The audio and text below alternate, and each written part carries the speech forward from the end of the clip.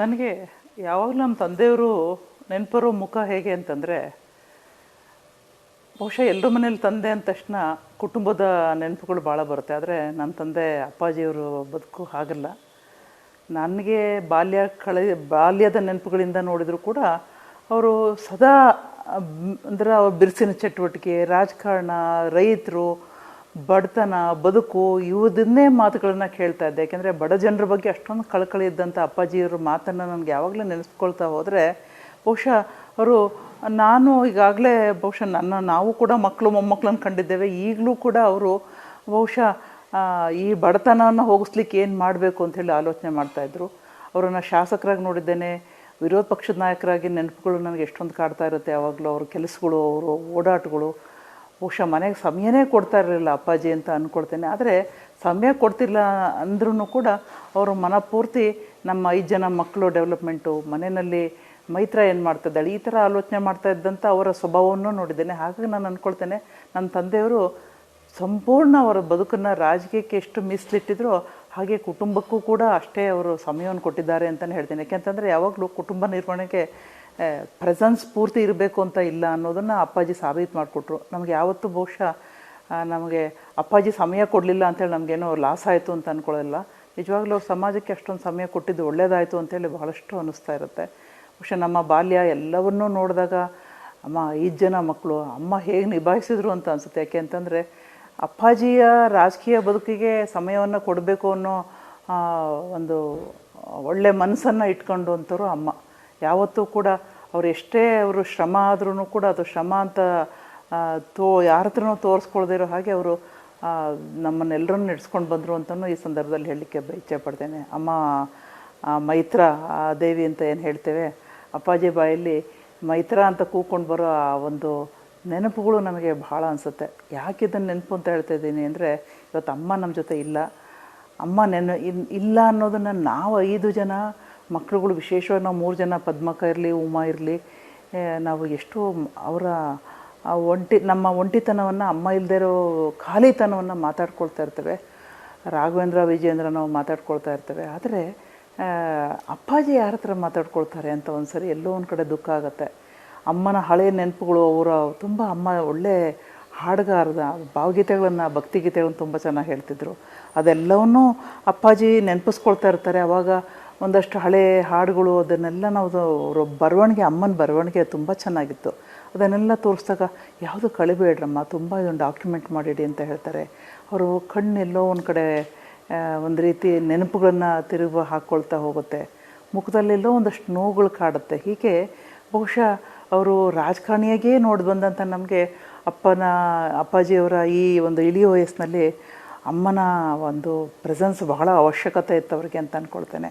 ಯಾಕೆ ಅಂತಂದರೆ ನಾವೆಲ್ಲರೂ ನೋಡಿದ್ದೇವೆ, ಎಲ್ಲರೂ ನಮ್ಮ ಓಟದಲ್ಲಿ ಓಡಬೇಕಾದಾಗ ನಾವು ಯಾವತ್ತೂ ಅವ್ರನ್ನ ಒಂಟಿಯಾಗಿ ಬಿಟ್ಟಿಲ್ಲ, ಜೊತೆಗಿದ್ದೇ ಇರ್ತೇವೆ. ಆದರೂ ಅಮ್ಮನ ಖಾಲಿತನವನ್ನು ನಾವೆಲ್ಲ ಬಹಳ ಫೀಲ್ ಮಾಡ್ತೇವೆ. ಅಪ್ಪಾಜಿ ಅದನ್ನು ನಮ್ಮ ಹತ್ರ ಓಪನ್ನಾಗಿ ಹೇಳದೇ ಇದ್ರೂ ಕೂಡ ನೋವು ಅನುಭವಿಸ್ತಾ ಇದ್ದಾರೆ ಅಂತ ಅನಿಸುತ್ತೆ. ಅಮ್ಮನ ಈ ನೆನಪುಗಳನ್ನು ನೋಡಿದಾಗ ನನಗೊಂದು ನೆನಪಾಗುವಂಥದ್ದೇನು ಅಂತಂದರೆ, ಅಮ್ಮ ಅವಾಗ ತಾನೇ ಅಟಲ್ಜಿಯವರು ಬೆಂಗಳೂರಿನಲ್ಲಿ ಬಂದಿದ್ದರು, ಭಾಳ ದೊಡ್ಡ ಕಾರ್ಯಕ್ರಮ ಆರ್ಗನೈಸ್ ಮಾಡಿದರು, ಬಹುಶಃ ಪ್ಯಾಲೇಸ್ ಗ್ರೌಂಡಲ್ಲಿ ಅಂತ ಅಂದ್ಕೊಳ್ತೇನೆ. ಅಮ್ಮ ಅಪ್ಪಾಜಿ ಅಟಲ್ಜಿಯವರು ಅವರನ್ನು ಅಪ್ಪಾಜಿಯವ್ರಿಗೆ 60 ತುಂಬಿದ ಸಂದರ್ಭದಲ್ಲಿ ಆನರ್ ಮಾಡಿದ ರೀತಿ ವೇದಿಕೆ ಮೇಲೆ ಸಂಪೂರ್ಣ ನಾನೇ ಓಡಾಡ್ತಾಯಿದ್ದೆ. ಅವಾಗ ಎಲ್ಲರೂ ಅಲೋ ಮಾಡ್ತಾ ಇರಲಿಲ್ಲ, ಸೆಕ್ಯೂರಿಟಿ ದೃಷ್ಟಿಯಿಂದ ಎಲ್ಲ. ಆ ನೆನಪುಗಳನ್ನು ಕೆದಕ್ತಾ ಹೋದಾಗ ಅದು ಅಮ್ಮ ಆ ಕಾರ್ಯಕ್ರಮ ಆಗಿ ಬಹುಶಃ 7-8 ತಿಂಗಳಲ್ಲೇ ಅಮ್ಮನ ನಾವು ಕಳ್ಕೊಳ್ಳೋಂಥ ಸಂದರ್ಭದಲ್ಲಿ ಅಪ್ಪಾಜಿ ಒಂದು ಮಾತು ಹೇಳಿದರು. ಒಂದು ಕಡೆ ಅಮ್ಮನ್ನ ಕಳ್ಕೊಂಡಿದ್ದ ನೆನಪು, ನೋವು. ಎರಡನೇದು ಅವ್ರಿಗೆ ಆವಾಗ ಏನು DCM ಸಂದರ್ಭ ಅದು. ಅವ್ರಿಗೆ ಎಷ್ಟು ಆ ಒಂದು ಇದಿತ್ತು, ನನ್ನ ಅಧಿಕಾರ ಕೂರಬೇಕು ಅಂತಂದರೆ ಅಧಿಕಾರ ಅದೊಂದು ರೀತಿ ಅದನ್ನು ಎಂಜಾಯ್ ಮಾಡಲಿಕ್ಕೆ ಅಂತ ಅವ್ರು ಯಾವತ್ತೂ ತೊಗೊಂಡಿರಲಿಲ್ಲ. ಹೀಗೆ ಅವತ್ತೆಲ್ಲ ಅವರ ಸ್ನೇಹಿತರುಗಳು ತುಂಬ ಆತ್ಮೀಯರೆಲ್ಲ ಬಂದಿದ್ದರು. ಆವಾಗ ನಾನು ಕೂಡ ಅಲ್ಲೇ ಕೂತಿದ್ದೆ. ಒಂದು ಮಾತನ್ನು ಹೇಳಿದ್ರು, ಶಿವಮೊಗ್ಗ ಮನೆಯಲ್ಲೇ ವಿನೋಬ್ ನಗರದಲ್ಲಿ ಹೇಳಿದ ಮಾತು ನನ್ನ ಬದುಕಿನಲ್ಲಿ ಮರೀಲಿಕ್ಕಾಗಲ್ಲ. ಬಹುಶಃ ಆ ರಾಜಕೀಯ ಗದ್ದುಗೆಗೆ ಮುಖ್ಯಮಂತ್ರಿ ಪಟ್ಟಕ್ಕೆ ಎಷ್ಟು ಹೋರಾಟ ಇತ್ತು ಅನ್ನೋದು ಅವ್ರಿಗೆ ಚೆನ್ನಾಗಿ ಗೊತ್ತಿರೋ ವಿಷಯನೇ. ನಾನು ಏನಿಲ್ಲ ಅಂದರೂ 6 ತಿಂಗಳು 1 ವರ್ಷನಾದರೂ ನಾನು ಆ ಒಂದು ಕುರ್ಚಿನಲ್ಲಿ ಕೂತು ನನ್ನ ರಾಜ್ಯದ ಜನರಿಗೆ, ವಿಶೇಷವಾಗಿ ಶಿವಮೊಗ್ಗ ಶಿಕಾರಿಪುರದ ಜನರಿಗೆ ಎಲ್ಲ ಕೆಲಸಗಳನ್ನು ಒಳಿತು ಮಾಡ್ಕೊಂಡು ನಾನು ಕೆಳಗಿಳಿತೀನಿ. ಆದರೆ ಒಂದು ಸರಿ ಅಧಿಕಾರ ಸಿಕ್ಕರೆ ಮಾತ್ರ ನಾನು ಅದನ್ನು ಮಾಡಲಿಕ್ಕೆ ಸಾಧ್ಯ ಅಂತ ಹೇಳಿದ ನೆನಪುಗಳು ನನಗೆ ಬಹಳಷ್ಟು ತಲೆಯಲ್ಲಿದೆ. ಅದರ ನಂತರ ಅವರು ಹಲವಾರು ಬಾರಿ ಮುಖ್ಯಮಂತ್ರಿಗಳಾದರು. ಇಷ್ಟೊಂದು ಅವರ ಕನಸೇನಿತ್ತು, ಆಸೆ ಅನ್ನೋದಕ್ಕಿಂತ ಅವ್ರ ಕನಸು ಒಬ್ಬ ಮುಖ್ಯಮಂತ್ರಿಯಾಗಿ ನಾನು ಏನೇನು ಮಾಡಬಲ್ಲೆ ಅನ್ನೋದನ್ನು ಇಡೀ ದೇಶಕ್ಕೆ ಮಾದರಿ ಮುಖ್ಯಮಂತ್ರಿಯಾಗಿ ಮಾಡಿ ತೋರಿಸಿದ್ರು ಅಂತ ಅಂದ್ಕೊಳ್ತೇನೆ. ಬಹುಶಃ ಅವ್ರು ಯಾವಾಗಲೂ ಹೇಳ್ತಿರ್ತಾರೆ, ನಾನು ಫೈನಾನ್ಸ್ ಮಿನಿಸ್ಟ್ರಿ ತೊಗೊಳ್ತೀನಿ ಅಂತ ನಾನು ಅಂದ್ಕೊಂಡಿರಲಿಲ್ಲ ಅಂಥೇಳಿ. ಆ ನೆನಪುಗಳು ಕೂಡ ಇವತ್ತು ಬರುತ್ತೆ. ಯಾಕೆ ಅಂತಂದರೆ ಅವರು ಬಡ್ಜೆಟ್ ಮಂಡನೆ ಮಾಡ್ತಾರೆ ಅಂತ ಅಂದಾಗ ಯಾರಿಗೂ ಸಿಗ್ತಿರಲಿಲ್ಲ ಒಂದು ವಾರ 15 ದಿವಸ. ನಾನು ಬೆಂಗಳೂರಲ್ಲಿ ಹೋದಾಗಲೂ ಕೂಡ ಅವರು ಪೂರ್ತಿ ಅದರಲ್ಲಿ ಇನ್ವಾಲ್ವ್ ಆಗಿ ಹೋಗಿರ್ತಿದ್ರು, ಅಧಿಕಾರಿಗಳ ಜೊತೆ ಕೂತಿರ್ತಿದ್ರು. ಬಹುಶಃ ಅವರು ಅದೊಂದು ರೀತಿ ತಪಸ್ಸು ಅನ್ನೋ ರೀತಿಯಲ್ಲಿ ತಗೊಳ್ತಾಯಿದ್ರು. ಬಹುಶಃ ನನಗೆ ಗೊತ್ತಿರೋ ಹಾಗೆ ನಮ್ಮ ತಂದೆಯವರ ಬಜೆಟ್ ಮಂಡನೆ ಮಾಡಿದಾಗಲೇ ಕೋಟಿ ಹಣಗಳನ್ನು ಅಂದರೆ ಕೋಟಿಗಳನ್ನು ಮಾತಾಡೋವಂಥದ್ದನ್ನು ನಾವೆಲ್ಲ ನೋಡ್ತಾ ಇದ್ದೀವಿ ಅಂತ ಅಂದ್ಕೊಳ್ತೇನೆ. ಯಾಕೆಂತಂದರೆ ಮಠ ಮಾನ್ಯಗಳಿಗೆ ಕೂಡ ಅವರು ಹಣವನ್ನು ಅನುದಾನವನ್ನು ಕೊಟ್ಟಾಗ ಬಹಳಷ್ಟು ಜನ ಕ್ರಿಟಿಸೈಸ್ ಮಾಡಿದರು. ಆದರೆ ನಮ್ಮ ತಂದೆಯವ್ರದ್ದು ಯೋಚನೆ ಏನು ಅಂತಂದರೆ ಮಠ ಮಂದಿರಗಳು ಕೂಡ ಎಲ್ಲ ಶಿಕ್ಷಣದ ದೃಷ್ಟಿಯಿಂದ ಇರಬೇಕು, ಆರೋಗ್ಯದ ದೃಷ್ಟಿಯಿಂದ ಇರ್ಬೋದು, ಸಮಾಜಕ್ಕೆ ಒಳ್ಳೆ ಕೆಲಸವನ್ನು ಮಾಡ್ತಾಯಿದೆ. ಆ ದೃಷ್ಟಿಯಿಂದ ಅವರನ್ನು ಒಮ್ಮೆ ಆದರೂ ನಾವು ಅವರನ್ನು ಬಲಿಷ್ಠರನ್ನಾಗಿ ಫೈನಾನ್ಷಿಯಲಿ ಸ್ಟ್ರಾಂಗ್ ಮಾಡಿದ್ರೆ ಮಾತ್ರ ನಿಜವಾಗ್ಲೂ ಮಠಗಳು ಇನ್ನೂ ಒಳ್ಳೆ ಕೆಲಸ ಮಾಡಲಿಕ್ಕೆ ಸಾಧ್ಯ ಅಂತೇಳಿ ಅವರ ಪೀರಿಯಡಲ್ಲಿ ಮೊದಲನೇ ಬಾರಿ ಬಹುಶಃ ನಾನು ಅಂದ್ಕೊಳ್ತೇನೆ ಎಲ್ಲ ಮಠ ಮಂದಿರಗಳಿಗೆ, ಗುರುಗಳಿಗೆಲ್ಲ ಒಂದಷ್ಟು ಸರ್ಕಾರದಿಂದ ನೇರ ಒಂದು ಫಲ ಕೊಡುವಂಥ ಒಂದು ಕೆಲಸವನ್ನು ಸನ್ಮಾನ್ಯ ನಮ್ಮ ತಂದೆಯವರು ಮಾಡಿರುವಂಥದ್ದು. ಬಹುಶಃ ಈಗಲೂ ಕೂಡ ಅದು ಎಷ್ಟು ನೆನಪುಳಿದಿದೆ ಅಂತೇಳಿ ಬಹಳಷ್ಟು ಶ್ರೀಗಳು ಸಿಕ್ಕಾಗ ಅಲ್ಲಿ ಸ್ಕೂಲ್ಗಳನ್ನ ಎಲ್ಲ ನಡೆಸ್ತಾ ಇರ್ತಾರೆ, ಅದನ್ನು ಕ್ವಾಲಿಟಿ ಇಂಪ್ರೂವ್ ಮಾಡಿದ್ದಾರೆ. ನಮ್ಮನ್ನು ಕೂಡ ಇನಾಗ್ರೇಷನ್ಗೆ ಕರೀತಾ ಇರ್ತಾರೆ. ಅದು ನೋಡಿದಾಗ ನಿಜವಾಗ್ಲೂ ಒಂದು ರೀತಿ ಸಾರ್ಥಕ ಅಂತ ಅನಿಸುತ್ತೆ. ಹಾಗೆ ಬಹುಶಃ ನಾನು ನಮ್ಮ ತಂದೆಯವರು ಮುಖ್ಯಮಂತ್ರಿ ಆಗಿದ್ದಾಗ ಸಂದರ್ಭದಲ್ಲಿ ಸಾಹಿತ್ಯ ಕನ್ನಡ ಸಾಹಿತ್ಯ ಸಮ್ಮೇಳನಗಳು ಒಂದು ರೀತಿ ಹಬ್ಬದ ರೀತಿಯಲ್ಲಿ ವಿಜೃಂಭಣೆ ಕಾಣ್ತಾ ಇದ್ವಿ. ಇಡೀ ರಾಜ್ಯದಲ್ಲಿ ಆದಂಥ ಕಾರ್ಯಕ್ರಮಗಳು ಒಂದಲ್ಲ ಎರಡಲ್ಲ. ಕನ್ನಡ ಆ್ಯಂಡ್ ಕಲ್ಚರಲ್ಲಿ ಡಿಪಾರ್ಟ್ಮೆಂಟಿಂದ ಇಷ್ಟೊಂದು ಸ್ಟ್ರಾಂಗಾಗಿ ಕೆಲಸ ಆಯಿತು ಅಂತಂದರೆ ಅವಾಗ ಅಂದರೆ ಎಲ್ಲ ಒಂದು ಮಿನಿಸ್ಟ್ರಿಗೂ ಕೂಡ ಅಷ್ಟೊಂದು ಒಳ್ಳೆ ಅವ್ರ ಬಡ್ಜೆಟಲ್ಲಿ ಹಣ ಇಡ್ತಾ ಇದ್ದಂಥದ್ದು, ಅದು ಸಮಾಜಕ್ಕೆ ತಲುಪಿಸ್ತಾ ಇದ್ದಂಥ ಕೆಲಸ. ಹಾಗೆಯೇ ನನಗೆ ಅವರು ಬರಗಾಲದಲ್ಲಿ ಓಡಾಡಿದ ರೀತಿ, ಅತಿವೃಷ್ಟಿ ಅನಾವೃಷ್ಟಿ ಎರಡನ್ನೂ ಅವ್ರ ಸಂದರ್ಭದಲ್ಲಿ ಕಂಡ್ವಿ. ಆ ಮಳೆ ಬಂದಾಗ ಅವರು ಒಂದು ರೀತಿ ಎಲ್ಲವನ್ನೂ ಪಕ್ಕಕ್ಕಿಟ್ಟು ರೈತರ ಜೊತೆ ಅವರು ಓಡಾಡಿದಂಥ ರೀತಿ ನನಗೀಗಲೂ ನೆನಪಿದೆ. ಹೀಗೆ ಭಾಳ ಅತಿವೃಷ್ಟಿಯಾಗಿತ್ತು, ಭಾಳಷ್ಟು ಮಳೆಯಿಂದ ಲಾಸ್ ಆಗಿತ್ತು. ಎಲ್ಲ ಬಡ ಹೆಣ್ಮಕ್ಳು, ಮಧ್ಯಮ ವರ್ಗದವರು, ಶ್ರೀಮಂತರವರು ಒಂದು ಸ್ಕೂಲಿನ ಕಟ್ಟೆನಲ್ಲಿ ಕೂತು ಊಟ ಮಾಡ್ತಾಯಿದ್ರು. ಆ ಕಡೆ ನಾರ್ತ್ ಕರ್ನಾಟಕ ಕಡೆ ಬಂದ ಮನೆಯಲ್ಲಿ ಅವರು ಅದನ್ನು ನೆನಪಿಸ್ಕೊಂಡು ಎಲ್ಲೋ ಒಂದು ರೀತಿ ಊಟ ಮಾಡಬೇಕಾದಾಗ ಅವ್ರ ಕಣ್ಣಲ್ಲಿ ನೀರು ಬಂತು. ಅದನ್ನು ಹೀಗೆ ಅವರು ರಾಜಕೀಯವಾಗಿ ಬಹುಶಃ ಪದ್ಮನಾಭ ಭಟ್ ಅವರು ಬೇರೆಯವರೆಲ್ಲ ಕೂತಿದ್ರು. ಆವಾಗ ಅವ್ರು ಹೇಳ್ತಾ ಇದ್ದಾಗ ನಾವು ಅಲ್ಲೇ ಊಟ ಬಡಿಸ್ತಾ ಇದ್ದಾಗ ನೋಡ್ತಾ ಇದ್ವಿ. ಅವರು ತುಂಬ ಭಾವುಕರಾದರು. ಅಂದರೆ ನಾನು ಹೇಳ್ತಾ ಇರೋದು ಯಾಕೆ ಇದನ್ನು ಹೇಳ್ತಾ ಇದ್ದೀನಿ ಅಂತಂದರೆ ಬಹುಶಃ ಒಂದು ಸರ್ಕಾರ ನಡೆಸೋನಿಗೆ ಒಂದು ರೀತಿ ತಾಯಿಯ ಒಂದು ಜವಾಬ್ದಾರಿನೂ ಇರಬೇಕು, ತಂದೆಯ ಜವಾಬ್ದಾರಿನೂ ಇರಬೇಕು. ನಾನು ಅದಕ್ಕೆ ನಮ್ಮ ತಂದೆ ಬಗ್ಗೆ ಯಾವಾಗಲೂ ಹೇಳ್ತಾ ಇರ್ತೀನಿ. ನಮ್ಮ ತಂದೆಯವರು ತಾಯಿಯ ಮಮತೆ, ತಂದೆಯ ಭದ್ರತೆ ಬರೀ ನಮ್ಮ ಕುಟುಂಬಕ್ಕೆ ಕೊಟ್ಟಿದ್ದಾರೆ ಅಂತ ಹೇಳ್ತಾ ಇಲ್ಲ, ಇಡೀ ರಾಜ್ಯದ ಪ್ರತಿಯೊಬ್ಬರಿಗೂ ಕೂಡ, ಜನರಿಗೂ ಕೂಡ ಅದನ್ನು ತಲುಪಿಸೋ ಅಂದರೆ ಆ ಜವಾಬ್ದಾರಿಯನ್ನು ಹೊತ್ಕೊಂಡವರು ಆ ಸಂದರ್ಭದಲ್ಲಿ ಮುಖ್ಯಮಂತ್ರಿಗಳಾಗಿ ಕೆಲಸ ಮಾಡಿದ್ರು ಅಂತ ಅಂದ್ಕೊಳ್ತೇನೆ. ಬಹುಶಃ ಮುಖ್ಯಮಂತ್ರಿಗಳಾಗಲಿಕ್ಕೆ ಬದುಕಿನ ಅನುಭವದ ಜೊತೆಗೆ ಅವ್ರಿಗೆ ರಾಜಕೀಯ ಬದುಕಿನ ಅನುಭವ. ಯಾಕೆಂತಂದರೆ ಎಲ್ಲರೂ ಹೇಳ್ತಾ ಇರ್ತೀವಿ, ಅವರು ಮುನ್ಸಿಪಲ್ ಕೌನ್ಸಿಲರ್ ಆಗಿ, ಪ್ರೆಸಿಡೆಂಟ್ ಆಗಿ, ಹೀಗೆ ಹಂತವಾಗಿ ಬೆಳೆದು ಬಂದಂಥ ರೀತಿ, ಅವರು ನೋಡಿದಂಥ ಕಷ್ಟ, ಸಾಮಾನ್ಯ ಜನರ ಬಡತನ, ಇದೆಲ್ಲವನ್ನು ನೋಡಿದಾಗ ಅವ್ರಿಗೆ ನಾನು ಈ ಕುರ್ಚಿನಲ್ಲಿ ಕೂತು ಏನು ಮಾಡಬೇಕು ಅನ್ನೋ ಆ್ಯಕ್ಷನ್ ಪ್ಲ್ಯಾನ್ ಅವ್ರ ತಲೆಯಲ್ಲಿ ತುಂಬ ಸ್ಟ್ರಾಂಗ್ ಆಗಿತ್ತು. ಅದರಂತೆ ಅವರು ಅದನ್ನು ಹಾಗೆ ಇಂಪ್ಲಿಮೆಂಟ್ ಮಾಡ್ತಾ ಬಂದರು. ನಾನು ಪುರಂದರೇಶ್ವರಿಯವರು ಒಮ್ಮೆ ಡೆಲ್ಲಿನಲ್ಲಿ ಒಟ್ಟಿಗೆ ಇದ್ವಿ. ಅಂದರೆ ನಾನು national NLMA national executive committee member ಇದ್ದೆ. ಆ ಸಂದರ್ಭದಲ್ಲಿ ಅವರು ಕಾಂಗ್ರೆಸ್ ಪಾರ್ಟಿನಲ್ಲಿದ್ದರು ಪುರಂದರೇಶ್ವರಿಯವರು. ಆವಾಗ ಅಪ್ಪಾಜಿಯವರು ರೈತರ ಬಡ್ಜೆಟನ್ನು ಮಾಡಿದಾಗ ಅವ್ರಿಗೆ ಎಷ್ಟು ಕ್ಯೂರಿಯಾಸಿಟಿ ಇತ್ತು ಅಂದರೆ ಅವರು ನನ್ನ ಮೂಲಕ ಪ್ರತಿಯೊಂದು ಬುಕ್ಲೆಟ್ಸ್ ಎಲ್ಲ ತರಿಸ್ಕೊಂಡು ಅವರು ಅಲ್ಲಿ ಆಂಧ್ರದಲ್ಲಿ ಅದನ್ನು ಹೇಗೆ ಇಂಪ್ಲಿಮೆಂಟ್ ಮಾಡಬೇಕು ಅಂತ ನೋಡಿ ತುಂಬ ಅವರು ಅದರಿಂದ ಆಕರ್ಷಿತರಾಗಿದ್ದರು, ಆ ಒಂದು ಯೋಜನೆ ಮಾಡಬೇಕು ಅಂತೇಳಿ. ಹಾಗೆಯೇ ಹಲವಾರು ಜನ ಅಪ್ಪಾಜಿ ಸೈಕಲ್ ಕೊಟ್ಟ ಯೋಜನೆ ನಾನು ಬಹಳಷ್ಟು ಹೇಳ್ತೇನೆ. ನಾನು ಒಬ್ಬ ಲೇಡಿಯಾಗಿ ನನ್ನ ಬದುಕಿನ ಅನುಭವ, ಯಾಕೆಂತಂದರೆ ನನ್ನ ಬಾಲ್ಯದಲ್ಲಿ ನಾನು ಸೈಕಲ್ ಕಲಿತಾಗ ನಾನು ಎಲ್ರಿಗೂ ಹೇಳ್ತಾ ಇರ್ತೇನೆ, ಅಪ್ಪಾಜಿ ತುಂಬ ಅಪೋಸ್ ಮಾಡಿದರು. ಅಂದರೆ ಹೆಣ್ಮಕ್ಳು ಎಲ್ಲೋ ಅಂದರೆ ಬಹುಶಃ ನನಗೆ ಅದು ಈಗ ಅನಿಸುತ್ತೆ, ಅವಾಗ ಅಪೋಸ್ ಮಾಡಿದ್ರು ಅಂತ ಅನಿಸುತ್ತೆ. ಅವರಿಗೆ ತಂದೆ ಕಳಕಳಿ ಇತ್ತು, ಎಲ್ಲಿ ನನ್ನ ಮಗಳು ಬಿದ್ದುಬಿಡ್ತಾಳೋ ಅಂಥೇಳಿ. ಅದೇ ಸೈಕಲ್ ಕಲಿತು ನಾನು ಅವತ್ತು ಬೈಸ್ಕೊಂಡಿದ್ದೆ ಅಪ್ಪಾಜಿ ಕೈಯಲ್ಲಿ. ಆದರೆ ನೆಕ್ಸ್ಟ್ ಡೇ ಅವರು ಅದೇ ಸೈಕಲನ್ನು ಕೊಟ್ಟು, ತಮ್ಮ ಸೈಕಲನ್ನು ಕೊಟ್ಟು ನನಗೆ ಹೋಗು ಎಲ್ಲ ಅವರು, ಏಕೆಂದರೆ ಅವಾಗೆಲ್ಲ ಲ್ಯಾಂಡ್ಲೈನ್ ಎಲ್ಲರ ಮನೇಲಿ ಇರಲಿಲ್ಲ ಫೋನ್ಗಳು, ಎಲ್ಲರನ್ನೂ ಕರ್ಕೊಂಬ ಅಂಥೇಳಿ ನನ್ನನ್ನು ಕಳಿಸ್ತಾಯಿದ್ರು. ಯಾಕೆಂದರೆ ನಾನು ಪದ್ಮಾಕ ದೊಡ್ಡವಳು, ನಾನು 2ನೇಳು, ಉಮಾ 3ನೇಳು, ರಾಘವೇಂದ್ರ ವಿಜಯೇಂದ್ರ ನನ್ನ ತಮ್ಮಂದರು ಇನ್ನೂ ಸಣ್ಣವರಿದ್ದರು. ಹಾಗಾಗಿ ನಾನು ಒಂದು ರೀತಿ ಹುಡುಗನಂತೆ ನಾನು ಬೆಳೆದದ್ದು ಅಪ್ಪಾಜಿ ಕೈಯಲ್ಲಿ ಅಂತ, ಅಮ್ಮನ ಕೈಯಲ್ಲಿ ಅಂತ ಅಂದ್ಕೊಳ್ತೇನೆ. ಏನೇ ತರಲಿಕ್ಕಿದ್ರು ನಾನು ಹೋಗ್ತಾಯಿದ್ದೆ, ಅವ್ರು ಸೈಕಲ್ ಕೊಟ್ಟು ಕಳಿಸ್ತಾಯಿದ್ರು. ಅವಾಗ ಬಹುಶಃ ನಾನು ಒಂದು ರೀತಿ ನಾನು ಕೂಡ ಈ ರೀತಿಯ ಸೋಷಿಯಲ್ ಸರ್ವಿಸ್ಗೆ ಬಂದಾಗ ಅಂದ್ಕೊಳ್ತಾ ಇದ್ದೆ, ಸೈಕಲ್ ಕಲಿಬೇಕು ಅನ್ನೋ ಹೆಣ್ಮಕ್ಳಿಗೆ ನಿಜವಾದ ಎಂಪವರ್ಮೆಂಟ್ ಮೊದಲನೇ ಮೆಟ್ಲದು. ಅದನ್ನು ನಮ್ಮ ತಂದೆಯವರು ಸ್ಕೂಲ್ ಡ್ರಾಪ್ಔಟ್ಸ್ ರೇಟ್ ಜಾಸ್ತಿ ಆಗಬಾರ್ದು ಅಂತೇಳಿ ಸೈಕಲನ್ನು ಏನು ಕೊಟ್ಟರು. ಇವತ್ತು ಅಂದು ಸೈಕಲ್ ಹೊಡಿತಾ ಇರುವಂಥ ಏನು ಹೆಣ್ಮಕ್ಳು ಇವತ್ತು ನಾನೊಂದು ಸ್ಕೂಟ್ರ್ ತೊಗೋಬೇಕು ಅಂತ ಕನಸು ಕಾಣ್ತಾರೆ. ಸ್ಕೂಟ್ರು ರೈಡ್ ಮಾಡೋವಂಥ ಹೆಣ್ಮಗಳು ಆಮೇಲೆ ನಾನೊಂದು ಕಾರ್ ತೊಗೋಬೇಕು ಅಂತ ಕನಸು ಕಾಣ್ತಾಳೆ. ಆದರೆ ಕನಸು ಕಾಣೋವಂಥದ್ದು ಒಂದು ರೀತಿ ಎಂಪವರ್ಮೆಂಟ್ ಜೊತೆಗೆ ಬರುವಂಥದ್ದು ಅಂತೇಳಿ. ಎಲ್ಲರೂ ಅಪ್ಪ ಅಮ್ಮನಿಗೆ ಭಾರ ಆಗಿ ತೊಗೋಬೇಕು ಅಂತ ನಾನು ಹೇಳುವಂಥದ್ದಲ್ಲ, ನಾನು ದುಡಿಮೆ ಮಾಡಿ ಗಳಿಸಿ ತೊಗೋಬೇಕು ಅನ್ನೋ ಕನಸು ಕಾಣ್ತಾ ಇರೋ ನೂರಾರು ಹೆಣ್ಮಕ್ಳನ್ನ ಈಗಾಗಲೇ ಈ ವರ್ಷಗಳಲ್ಲಿ ನಾನು ಕಂಡಿದ್ದೇನೆ. ಅದರಿಂದ ಎಷ್ಟು ಹಳ್ಳಿಲಿ ಕಾಡಿನಲ್ಲಿ ಹೆಣ್ಮಕ್ಳು ಸೈಕಲ್ ಹೊಡ್ಕೊಂಡು ಹೋಗ್ತಾಯಿದ್ರು. ನಾವು ಯಾವಾಗಲೂ ಎಲೆಕ್ಷನ್ ಕ್ಯಾಂಪೇನ್ಗೆ ಹೋದಾಗ ಹೆಣ್ಮಕ್ಳು ನಮ್ಮ ಮಕ್ಳಿಗೆ ಸ್ಕೂಲಿಗೆ ಕಳಿಸ್ಲಿಕ್ಕಾಗಲ್ಲ ಅಂತ ಹೇಳ್ತಾಯಿದ್ರು. ಆವಾಗ ನಮ್ಗೆ ಅರ್ಥ ಆಯಿತು, ಅಪ್ಪಾಜಿಯವರು ಸೈಕಲನ್ನು ಕೊಟ್ಟಂಥದ್ದು ಮಹಿಳೆಯರಿಗಿಂತ ಹೆಚ್ಚಾಗಿ ಹೆಣ್ಮಕ್ಳಿಗೆ. ಆ ಹೆಣ್ಮಕ್ಳು ಸೈಕಲ್ ಹೊಡೆದರೆ ಆ ಮನೆ ತಾಯಂದರು ಕೂಡ ಸೈಕಲ್ ಹೊಡೆಯೋದು ಕಲಿತಾಯಿದ್ರು. ಅಂದರೆ ಇದು ಯಾವ ಮಟ್ಟಕ್ಕೆ ಪರಿಣಾಮ ಬೀರಿದೆ ಅನ್ನೋದನ್ನು ಯೋಚನೆ ಮಾಡಬೇಕು. ಹೀಗೆ ಅಪ್ಪಾಜಿಯವರು ಒಂದೊಂದಲ್ಲ ಮಾಡಿರುವಂಥ ಕೆಲಸಗಳು ನನಗನ್ಸಿದ್ರೆ. ಹಾಗೆಯೇ ಅವರು ಅಧಿಕಾರ ಬಂದಾಗ ಅಂತ ಅನಿಸೋದಿಲ್ಲ ನನಗೆ. ಅವರ ರಾಜಕೀಯ ಬದುಕಿನ ಮುಂಚೆಯಿಂದನೂ ನಾನು ಸಣ್ಣೋಳಿದ್ದಾಗಲಿಂದ ನೋಡ್ತಾ ಇದ್ದೀನಿ. ಅವ್ರ ಜಾಬಲ್ಲಿ ಎಷ್ಟೇ ಹಣ ಇರಲಿ, ಯಾರೇ ಬಡವರು ಬಂದು ಅಯ್ಯ ಅಂತ ಅಂದರೆ ಸಾಕು, ಅವರು ಕಣ್ಮುಚ್ಕೊಂಡು ಕೊಡುವಂಥ ಸ್ವಭಾವ. ಎಷ್ಟಿದೆ ಅಂತಲೂ ನೋಡ್ತಾ ಇರಲಿಲ್ಲ, ಆ ಸ್ವಭಾವ ಅವರು. ಒಮ್ಮೆ ಮುಖ್ಯಮಂತ್ರಿಗಳಾಗಿ ತಾಜ್ ವೆಸ್ಟ್ ಎಂಡ್ ಪಕ್ಕ ಅವರು ಏನು CM ಆಗಿ ಅವರು ಇದ್ದಂಥ ಕ್ವಾರ್ಟರ್ಸ್ನಲ್ಲಿ ತುಂಬ ಸ್ಪೇಷಿಯಸ್ ಇತ್ತು. ಬೆಳಗ್ಗೆ ಎದ್ದ ತಕ್ಷಣ ಅವರು 6 ಗಂಟೆಗೆ ವಾಕ್ ಮಾಡ್ತಾಯಿದ್ರು. ನಾನು ಶಿವಮೊಗ್ಗದಿಂದ ಅವತ್ತು ಬೆಳಗ್ಗೆ ಹೋದೆ, ವಾಕ್ ಮಾಡಬೇಕಾದಾಗ ಜಾಯ್ನ್ ಆದೆ. ಅವತ್ತು ಹೇಗೆ ಒಂದು ಘಟನೆ ಅಂದರೆ, ಒಬ್ಬರು ಗಂಡ ಹೆಂಡತಿ ಇಬ್ಬರು ತುಂಬ ನೋವಿನಲ್ಲಿದ್ದು ಒಂದು ರೀತಿ ಅಪ್ಪಾಜಿನ ಭೇಟಿ ಆಗಬೇಕು ಅಂತ ಅಲ್ಲಿ ಕಾಂಪೌಂಡ್ ಹೊರಗಡೆ ನಿಂತಿದ್ರು. 6:15 ಅಷ್ಟೊತ್ತಿಗೆ ಒಳಗೆ ಬರ್ಲಿಕ್ಕೆ ಹೇಳಿ ಅಂತ ಕೇಳಿದ್ರು. ಕೂಡಲೇ, ಯಾಕೆಂದರೆ ಯಾರನ್ನೂ ಅವ್ರಿಗೆ ಕಾಯಿಸುವಂಥ ಮನಸ್ಥಿತಿ ಅಲ್ಲ ಅಪ್ಪಾಜಿದು. ಇನ್ಯಾರಾದರೆ ವಾಕ್ ಮಾಡಿಕೊಂಡು ಆಮೇಲೆ ಮಾತಾಡೋಣ ಅಂತ ಅಂದ್ಕೊಳ್ತಾ ಇದ್ರು. ಏನಮ್ಮ ಅಂತ ಕೇಳಿದ್ರು. ಇಲ್ಲ, ಹೀಗೆ ಸ್ಕೂಲಿಗೆ ಫೀಸ್ ಕಟ್ಟಬೇಕಿತ್ತು, ಮಕ್ಕಳಿಗೆ ತುಂಬ ಸಮಸ್ಯೆ ಆಗಿದೆ, ಒಂದಷ್ಟು ಹಣ ಬೇಕಿತ್ತು ಅಂತ ಹೇಳಿದಾಗ ಅವರು ಎಷ್ಟು ಏನು ಅಂತ ಕೇಳಲಿಲ್ಲ. ವಾಕ್ ಮುಗಿಸ್ಕೊಂಡು ಒಳಗಡೆ ಹೋಗ್ತಾರೆ. ನಾನೆಲ್ಲ ಅಪ್ಪಾಜಿ ಮರ್ತುಬಿಟ್ರು ಅಂತ ಅಂದ್ಕೊಂಡೆ. ಅವರಿಗೆ 2 ಲಕ್ಷ ಅರೇಂಜ್ ಮಾಡಲಿಕ್ಕೆ ವ್ಯವಸ್ಥೆ ಮಾಡಬೇಕು ಅಂತ ಹೇಳಬೇಕು ಅಂತ ಹೇಳಿ ಅವರು ಕೂಡಲೇ, ಯಾಕೆಂದರೆ ಅವರು ಶವರ್ ಮತ್ತು ಎಲ್ಲರೂ ಅಟೆಂಡ್ ಮಾಡಬೇಕು, ಪೂಜೆ ತಿಂಡಿ ಪುನಸ್ಕಾರ ಇವೆಲ್ಲ ಇರುತ್ತಲ್ಲ ಅಂತೇಳಿ ಒಳಗಡೆ ಹೋದರು.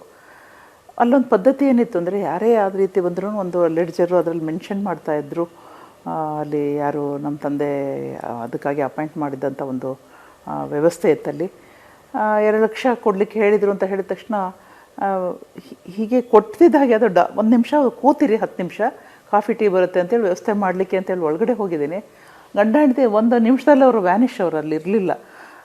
ನಮ್ಮ ತಂದೆಗೆ ನಾನು ಅಲ್ಲಿ ಇದ್ದಂಥವ್ರಿಗೆ ಅದಕ್ಕೆ ವ್ಯವಸ್ಥೆ, ಅವರು ಡಾಕ್ಯುಮೆಂಟ್, ಅವ್ರ ಹೆಸರು, ಫೋನ್ ನಂಬರು, ನಿಜವಾಗ್ಲೂ ಅವರು ಸ್ಕೂಲಿಗೆ ಕಟ್ತಾರ ಫೀಸ್ಗಳನ್ನು, ಅದೆಲ್ಲದೂ ಒಂದು ಡಾಕ್ಯುಮೆಂಟ್ ಮಾಡ್ತಾಯಿದ್ರು. ಅವರು ಯಾವುದಕ್ಕೂ ಕೈ ಸಿಗದಂಗೆ ಅವರಿಬ್ಬರು ಗಂಡ ಹೆಂಡತಿ ಇರಲಿಲ್ಲ. ನನಗೆ ಭಾಳ ಖುಷಿ ಆಯ್ತು. ನಮ್ಮ ತಂದೆಗೇನೋ ನೀವು ಯಾರನ್ನೂ ಈ ರೀತಿ ಪತ್ತೆ ಅಷ್ಟಂಗೆ ಸುಮ್ಮನೆ ಕೊಡ್ತಿರಲ್ಲ ಅಂತ ಹೇಳಬೇಕು ಅನ್ನೋದ್ರಲ್ಲಿ ಅವರು ಪೂಜೆ ಎಲ್ಲ ತಿಂಡಿ ಮಾಡಿ ಬಡಿಸ್ಬೇಕಾದಾಗ, ಇಲ್ಲ ಅವ್ರ ಗಂಡ ಹೆಂಡತಿ ಪರಾರಿಯಾಗಿದ್ದರು, ದುಡ್ಡು ಇಸ್ಕೊಂಡು ಹೋಗ್ಬಿಟ್ರು ಅಂತ ನಮ್ಮ ತಂದೆ ಮುಖದಲ್ಲಿ ಒಂಚೂರು ಏನು ಅವರು ತೋರಿಸ್ಕೊಳ್ಲಿಲ್ಲ. ಅವ್ರು ನಿಜವಾಗ್ಲೂ ತೋರಿಸ್ಕೊಂಡಿಲ್ಲ ಅಂತೇಳಿ ಅವ್ರ ಸ್ವಭಾವನೇ ಹಾಗೆ. ಅವರು ಒಂದೇ ಮಾತಲ್ಲಿ ಹೇಳಿದ್ರು, ಯಾವುದೇ ಹೆಣ್ಮಗಳು ಕಣ್ಣೀರು ಹಾಕ್ಕೊಂಡು ಬಂದಾಗ ಅವಳಿಗೆ ಯಾವುದೋ ಅವಶ್ಯಕತೆ ಇರುತ್ತೆ, ಹಣವನ್ನು ಖಂಡಿತವಾಗಿ ಗಂಡಸ ರೀತಿಯಲ್ಲಿ ಕುಡಿದೋ ತಿಂದು ಏನೋ ಪೋಲ್ ಮಾಡೋದಿಲ್ಲ ಬಿಡಮ್ಮ, ಯಾವುದಕ್ಕೂ ಉಪಯೋಗ ಮಾಡ್ಕೊಳ್ತಾರೆ ಅಂತಂದ್ರೆ ಹೊರತು ನಾವು ಒಂದು ರೀತಿ ಅದು ಇನ್ವೆಸ್ಟಿಗೇಷನ್ ಥರ ತೊಗೊಳ್ತೀವಿ. ಅವರು ಆ ಥರ ಅಲ್ಲ. ಅಂದರೆ ಅವಾಗ ನಾನಿನ್ನೂ ಬಹುಶಃ 8-10 ವರ್ಷ ಸಣ್ಣವಳು, 15 ವರ್ಷ ಸಣ್ಣವಳು ಅಂತಲೇ ಅಂದ್ಕೊಳ್ತೇನೆ. ಆದರೆ ಈಗ ನಮಗೆ ಅನಿಸುತ್ತೆ, ನಾವು ಬದುಕಿನ ಈ ಹೊತ್ತಲಲ್ಲಿ ನಿಂತಾಗ ಅವಶ್ಯಕತೆ ಇರೋರಿಗೆ ಅವರು ಕೊಡ್ತಾ ಇದ್ದಂಥ ದಾನ ಧರ್ಮಗಳು. ಅಂದರೆ ನಾವು ಒಂದು ಘಟನೆ ಹೇಳ್ತೇನೆ, ಅಂದರೆ ನಮಗೆ ದಿನನಿತ್ಯ ಈ ರೀತಿಯ ಘಟನೆಗಳನ್ನು ನಾವು ನೋಡ್ತಾ ಇದ್ವಿ. ಇಷ್ಟೆಲ್ಲ ಒಂದು ರೀತಿ ಸಹಾಯ ಮಾಡುವಂಥ ಅವ್ರ ಸ್ವಭಾವವನ್ನು ನೋಡ್ತೀವಲ್ಲ. ಆದರೆ ಒಂದು ಗಾದೆ ಇದೆ, ಹೊಳೆಗೆ ಹಾಕಿದ್ರು ಹುಣಸೆಹಣ್ಣು, ಒಂದು ಕಾಯಿನನ್ನು ಹೊಳೆಗೆ ಹಾಕಿದ್ರು ಕೂಡ ಎಣ್ಸು ಹಾಕಬೇಕು, ಅದನ್ನು ಲೆಕ್ಕ ಇಡಬೇಕು ಅಂತೆಲ್ಲ, ಆ ರೀತಿ ಲೆಕ್ಕ ಇಡುವಂಥವ್ರು.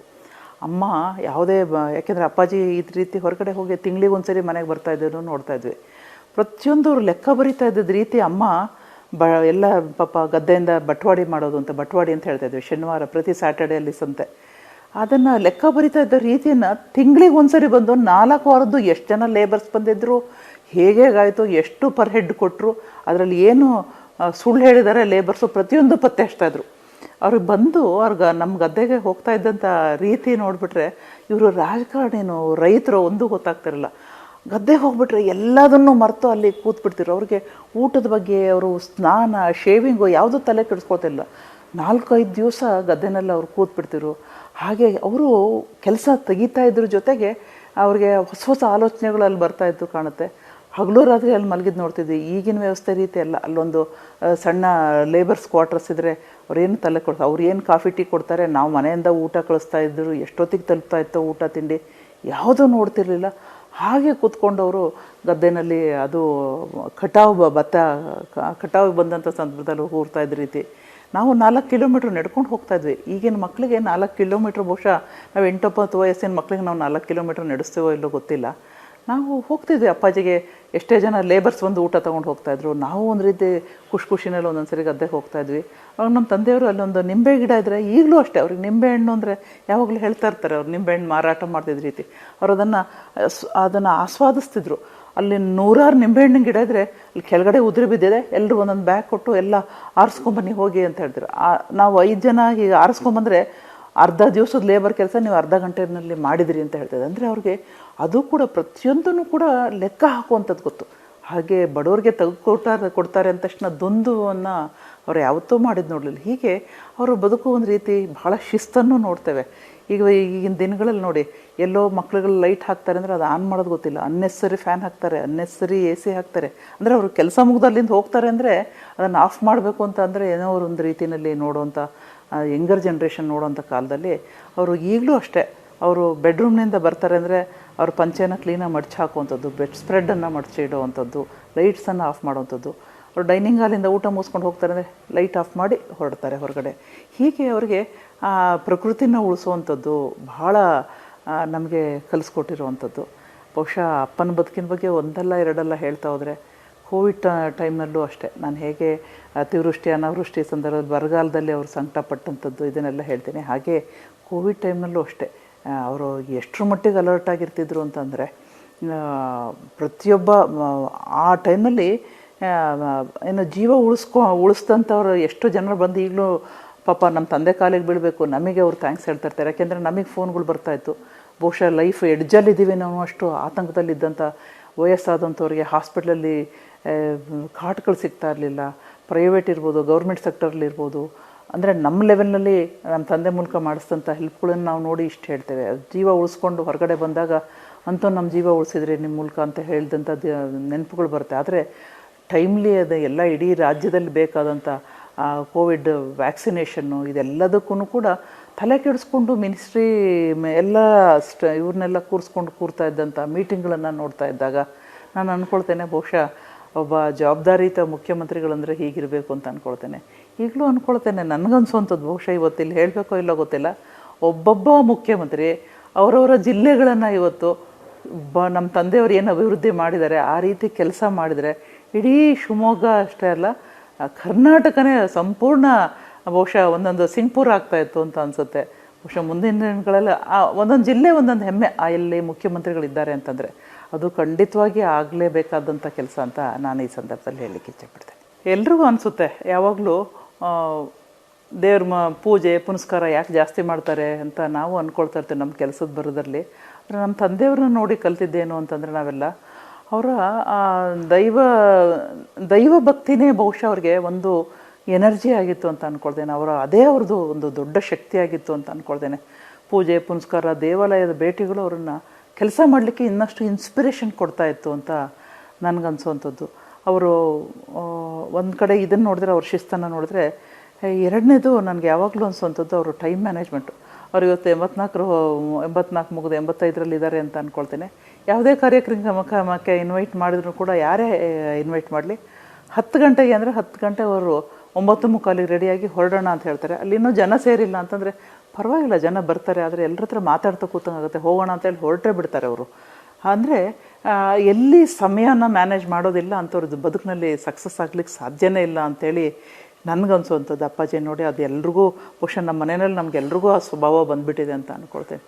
ನಾವೆಲ್ಲರೂ ಮುಂದಿನ ದಿನಗಳಲ್ಲಿ ಅಪ್ಪಾಜಿಗೆ ಸಂತೋಷ ಕೊಡೋದು ಅಂತ ಏನಾದರೂ ಇದ್ದರೆ ಬಹುಶಃ ಒಂದು ಮೊದಲಿನ ಒಂದು ಕಲ್ಪನೆ ರೀತಿಯಲ್ಲಿ ನಾವು ಒಟ್ಟು ಕುಟುಂಬ ಇದ್ದು, ಅಂದರೆ ಯಾರೇ ಎಲ್ಲೆಲ್ಲೇ ಇರಲಿ, ಎಲ್ಲ ಇಂಡಿಪೆಂಡೆಂಟ್ ಕುಟುಂಬಗಳೀಗ, ಆದರೆ ಹಿರಿಯರಿಗೆ ನಾವು ಗೌರವ ಕೊಡೋದು ಅಂತಂದರೆ ನಾವೆಲ್ಲರೂ ಸಂತೋಷವಾಗಿ ಒಳ್ಳೆ ರೀತಿಯಲ್ಲಿ ಬಾಳಿ ಬದುಕಿ ಅವರಿಗೆ ತೋರಿಸುವಂಥದ್ದು, ಒಟ್ಟಿಗೆ ಇರುವಂಥದ್ದು, ಎಲ್ಲರೂ ಬಹುಶಃ ಇದು ಪ್ರತಿಯೊಂದು ಕುಟುಂಬದ ಜವಾಬ್ದಾರಿ, ಮಕ್ಕಳು ಜವಾಬ್ದಾರಿ ಅಂತ ನಾನು ಅಂದ್ಕೊಳ್ತೇನೆ.